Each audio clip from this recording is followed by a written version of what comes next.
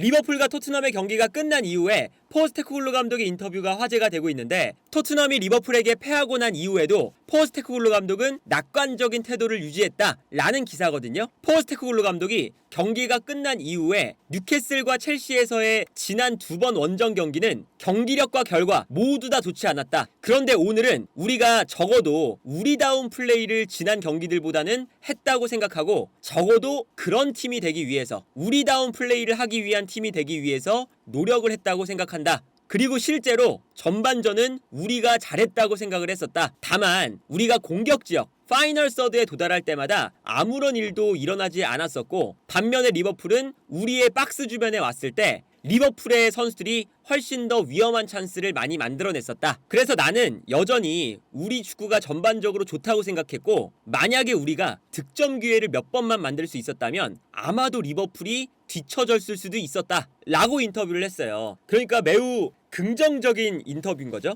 왜냐면 리버풀이 4대0이 될 동안 토트넘은 한 골도 만들어내지 못했으니까, 어찌 보면 지난 경기였던 첼시전보다도 사실은 4대0이 될 동안 아무것도 못했던 경기에 가깝게 보였거든요. 그런데 여기서 포스테코글루 감독이 4대0이 된 다음에 한 60분 이후부터 20분 혹은 30분 정도까지, 그때 시간만큼은 토트넘이 조금 더 잘했었고 두 골을 만회했잖아요. 이 시간을 보고 우리가 이때는 더 잘했다 라고 했으면 몰라도, 우리가 전반전에도 우리의 축구를 잘했다고 생각을 하고, 다만 리버풀과의 차이는 우리는 득점을 못했고 리버풀은 득점을 했기 때문에 리버풀이 앞서 나갔다, 이렇게 이야기를 하면 토트넘은 4대0이 될 때까지 본인들의 축구를 했음에도 4골을 실점했다 라는 게 될 수도 있기 때문에, 수많은 사람들이 봤을 때에도 포스테코글루 감독의 이번 인터뷰는 너무나도 낙관적인 인터뷰가 아니었나 라는 생각이 들어요. 그래서 실제로 전반전에 보시면 어떤 차이가 있냐면 슈팅 숫자가 14대 1입니다. 포스테코글루 감독이 말했던 것처럼 우리도 리버풀만큼 득점을 했다면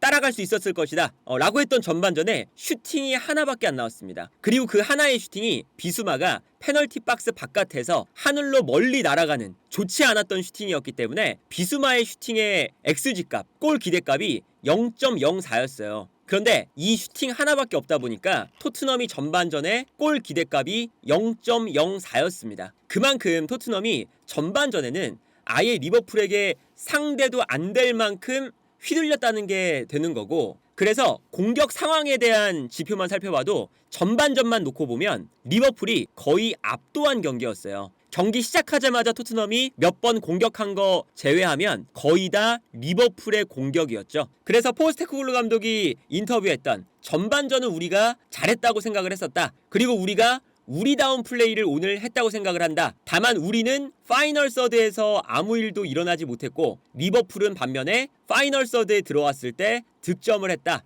라고 이제 인터뷰를 한 건, 토트넘의 공격과 수비 전술에 문제가 있다는 것을 이제 보여주는 그런 인터뷰가 아닌가 싶은데, 특히나 어떤 문제가 보이냐면 토트넘이 파이널 서드에 들어갔을 때, 공격 지역에 들어갔을 때와 리버풀이 공격 지역에 들어갔을 때의 가장 큰 차이점 중에 하나가 서로의 수비의 차이가 있거든요. 리버풀은 토트넘이 파이널 서드에 들어왔을 때 반다이크와 콴사, 로버트슨과 아놀드, 이 4명의 수비라인이 수비라인을 잘 만들면서, 그리고 이 수비라인뿐만 아니라 미드필더 라인, 공격 라인까지 잘 내려와서 수비를 안정적으로 해냈다면, 토트넘은 리버풀이 파이널 서드로 들어갈 때마다 수비 라인이 흔들리면서 무너지는 장면들이 나왔어요. 그러니까 이거는 포스테코글루 감독이 우리가 득점을 못했다 라고도 표현할 수 있지만, 토트넘이 실점을 막아내지 못했다 라고도 이야기를 할 수가 있는 거죠. 실제로 최근에 토트넘이 25번의 프리미어리그 경기에서 단 2번의 클린시트만 기록할 정도로 토트넘은 실점이 기본적으로 많은 팀이잖아요. 그런데 어제 토트넘의 수비를 보면 이런 장면이 나옵니다. 반더벤과 누네스가 경합을 하는 장면이거든요. 여기서 그런데 반더벤이 일단 1차적으로 볼을 빼앗기면서 경합에서 패배를 합니다. 그러다 보니까 토트넘이 위기에 빠지는 상황이에요. 그런데 여기서 토트넘의 수비가 중심을 잡아주는 선수가 없어 보였던 게 이런 거거든요. 볼을 빼앗겼을 때 위기 상황이다 보니까 정신이 없긴 하지만 선수들이 과도하게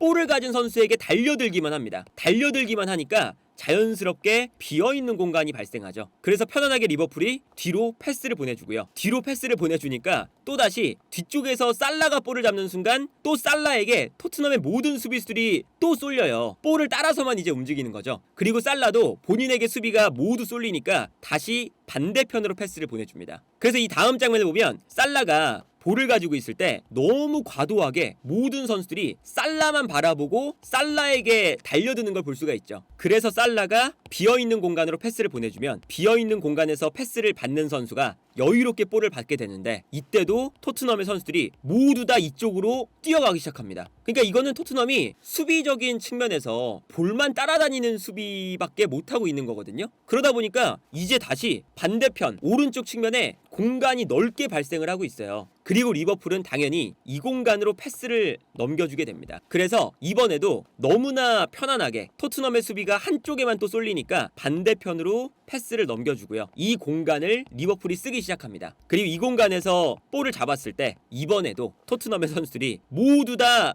오른쪽으로 넘어오기 시작해요. 그래서 이번에도 오른쪽에서 크로스를 약간 길게 보내줍니다. 그리고 반대편으로 넘어갔을 때 반대편에서 이제 또 넓은 공간이 발생을 하고, 여기서 좋은 찬스가 나니까 토트넘의 선수들이 다시 이제 반대편으로 또 쏠리죠. 또 쏠리는 순간 가운데 있었던 살라를 아무도 막지 않습니다. 그래서 끌려나가 버리니까 자연스럽게 안쪽으로 볼이 들어올 때 살라가, 다른 선수들은 토트넘의 모든 수비수들이 끌려나가 버리니까 살라가 편안한 자세에서 아주 결정적인 찬스를 맞이하는 장면을 볼 수가 있었죠. 물론 이 장면에서 살라가 볼에 발을 대지 못하면서 어이없이 이제 볼이 흘러갔지만, 이런 장면을 보면 토트넘의 수비가 포스테코글루 감독의 성향처럼 공격에만 좀 전술훈련을 많이 하고 수비적인 훈련을 그렇게까지는 하지 않는 건가 싶을 정도로 볼이 있는 위치에 따라서만 계속 휩쓸려가는 수비를 하는 게 보여요. 그래서 이런 장면도 마찬가지죠. 이것도 이제 네 번째 골 장면인데 아놀드가 중앙에서 볼을 잡고 있습니다. 그런데 토트넘의 수비가 일단은 형성되어 있는 상태에서 반대편으로 뻥 한번 방향 전환을 하죠. 약간 오른쪽에 쏠려 있으니까. 그리고 반대편으로 볼이 넘어갔을 때 왼쪽에서 로버트슨이 볼을 잡습니다. 그런데 이쪽에서 볼을 받자마자 이번에는 토트넘의 선수들이 다시금 로버트슨 쪽으로 다 모두 움직여요. 그러다 보니까 너무 반대편으로 또 쏠리다 보니까 이번에는 로버트슨이 볼을 잡아서 반대편으로 뛰어나가는 살라에게 한 번의 패스를 연결시켜줍니다. 아까랑 비슷한 장면이죠. 계속 쏠려다니고 있어요. 그리고 여기서 살라가 볼을 잡을 때 박스 안쪽으로 들어가니까 이번에는 토트넘의 수비가 살라가 안쪽으로 들어온다고 모두 다 뒷걸음질을 쳐요. 그러니까 수비 라인 앞에 공간이 발생을 하죠. 그래서 살라가 볼을 가지고 있다가 모두 다 토트넘의 수비가 뒤로 물러나 있으니까 안쪽으로 들어오는 엘리엇에게 패스를 보내주고요. 여기서 엘리엇이 볼을 잡아서 넓은 공간으로 들어온 다음에 득점을 만들어내는 걸 볼 수가 있었죠. 두 번째 실점 장면도 마찬가지예요. 토트넘의 수비가 얼마나 엉망인지를 알 수가 있는 거거든요. 이 장면을 보시면 토트넘의 수비가 분명히 페널티 박스 안에 엄청 많습니다. 그러다 보니까 리버풀이 이 안쪽 공간으로 패스를 보내주지 못하고 뒤로 볼을 돌리기 시작해요. 그러니까 토트넘의 수비를 끌어내는 동작을 가져가죠. 각포가 볼을 가지고 있을 때 뒤로 빠지고 있는 엘리엇에게 패스를 보내주고요. 엘리엇은 볼을 받아서 더 뒤에 있는 아놀드에게 패스를 보내줍니다. 그런데 여기서 이제 어떤 현상이 일어나느냐, 토트넘이 또다시 볼을 계속 리버풀이 돌리고 있는데 이거에 따라서 또 달려나오고 있어요. 그리고 무작정 달려나오다 보니까 이 왼쪽 측면에서 선수들이 달려나오고 있다 보니까 자연스럽게 이 공간에 여유가 발생을 하죠. 그래서 리버풀이 정말 이 동선이 재밌죠. 각포가 엘리엇, 엘리엇이 뒤에 있는 아놀드, 아놀드가 살짝 앞에 있는 메갈리스터, 그럼 알리스터가 볼을 받아서 다시금 토트넘이 올라온 그 자리로 패스를 넣어줍니다. 너무 편안하게 토트넘의 수비가 그냥 끌려 나오니까 패스가 들어가는 거고, 이 공간으로 패스가 들어가니까 아놀드가 볼을 끌고 들어가면서 크로스를 올려줍니다. 그런데 크로스를 올릴 때도 토트넘의 수비가 한쪽으로 또 막 쏠리고 있으니까 약간 길게 크로스를 올려줘요. 길게 크로스를 올려주면서 반대편 공간을 활용을 하죠. 그리고 반대편 공간으로 크로스가 올라올 때 반대편 공간을 막는 선수가 아무도 없었습니다. 그리고 여기서 아무도 이제 막는 선수가 없으니까 로버트슨이 올라와서 볼을 받은 다음에 살라에게 패스를 보내줄 수가 있었고, 정작 가운데 있었던 선수를 좌우로 흔들리니까 놓치는 장면이 나와요. 그리고 여기서 살라가 편안하게 슈팅, 그리고 이 슈팅이 맞고 나오자마자 로버트슨이 침투해서 득점을 만들어내는 걸 볼 수가 있었습니다. 이런 이제 토트넘의 일련의 수비 과정을 보면 얼마나 토트넘의 수비가 준비가 안 되어 있는지를 알 수가 있는 거고, 이제 이러한 측면에서 토트넘이 포스테코글루 감독은 우리의 축구를 잘했다 라고 표현을 했지만, 우리의 축구를 잘하는 것도 중요하지만 상대가 잘하는 것을 잘하지 못하게 만드는 것도 경기를 준비할 때 매우 중요한 요소 중에 하나라는 걸 아마 포스테코글루 감독도 어느 정도는 깨달아야 되지 않을까. 그리고 사실 이 포스테코글루 감독의 우리다운 축구도 너무 일관적으로 계속 똑같이 하다 보니까 이제는 상대 팀들에게 너무나 많이 읽혔죠. 예를 들면 어제 경기에서 첫 번째 실점은 토트넘이 전방 압박을 하는데 전방 압박이 한쪽 측면으로 쏠리다 보니까 반대편 측면으로 방향전환을 했을 때 또 쏠려 나가면서 또 방향전환,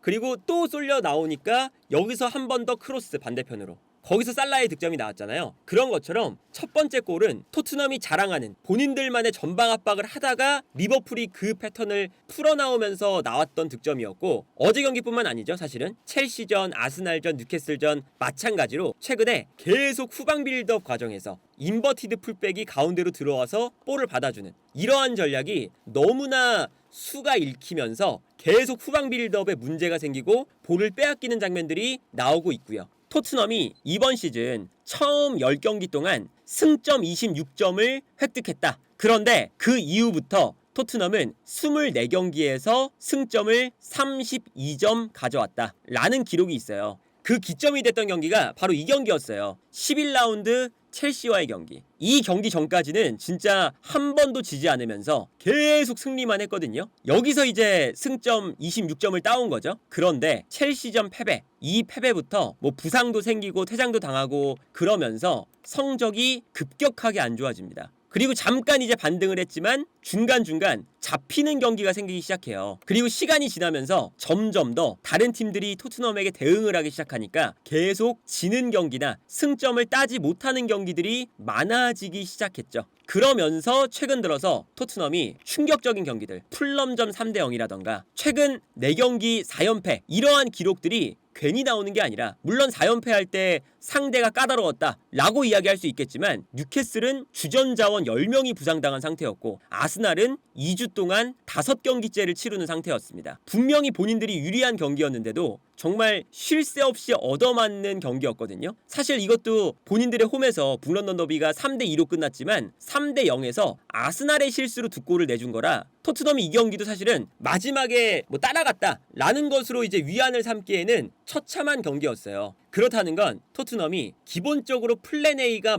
워낙에 명확한 상황에서 포스테코글루 감독의 전술이 10경기 이후부터는 어느 정도 간파를 당했다. 주요 선수가 부상을 당했을 때도 똑같은 전술을 쓰니까, 예를 들면 지난 경기에서 우도기가 없으니까 에메르송 로얄이 나와버리면 거기서부터 이제 아주 큰 문제가 생겨버리고, 선수가 바뀌었는데도 똑같은 전술을 쓰니까 당연하게도 본인들의 이 전술적인 수준이 많이 떨어질 수밖에 없는 그러한 결과가 나오게 되는 게 현재 포스테코글루 감독의 좀 아쉬운 면이라고 할 수가 있겠고요. 물론 그렇다고 해서 포스테코글루 감독이 다음 시즌에 경질이 되거나 그러지는 당연히 않을 건데, 이번 시즌 분명히 토트넘은 지난 시즌에 비해 더 재밌는 축구, 경기의 스타일을 바꿔놓는 데는 포스테코글루 감독이 큰 역할을 했었고, 케인이 빠진 상태에서 리그 5위를 유지하고 있다는 건 분명히 어느 정도 성과를 내고 있긴 해요. 그런데 최근 들어서 이렇게 급격하게 무너지는 모습은 과연 포스테코글루 감독이 토트넘 입장에서 길게 생각하면서 같이 갈 만한 감독이냐 라는 고민을 할 수밖에 없는 상황이지 않을까. 그래서 토트넘은 이제 남은 경기에서 본인들의 축구를 하는 것도 좋지만 상대팀의 축구를 어느 정도 공략을 해오고 상대팀들이 잘하는 것을 못하게끔 만드는, 그러니까 포스테코글루 감독이 좋아하는 공격만 신경 쓰지 않고 수비적인 측면도 좀 신경을 쓸 수 있는 그런 축구를 할 수 있을 때 챔피언스 리그의 그 신락 같은 희망도 다시금 살아날 수 있지 않을까 하는 생각이 드네요.